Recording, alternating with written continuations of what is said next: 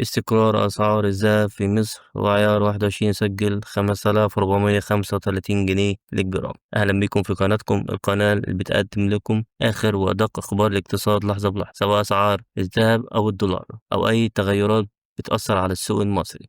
يلا بينا نبدأ.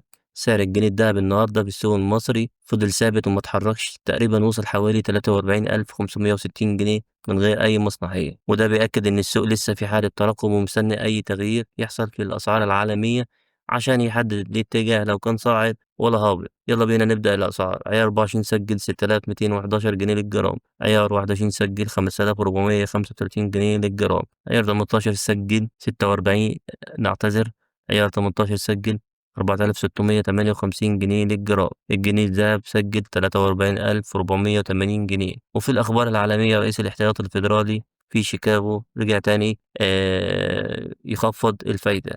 طبعا ده كل ما الفايدة انخفضت كل ما أسعار الذهب سعرها ارتفع. أتمنى أكون فدتكم.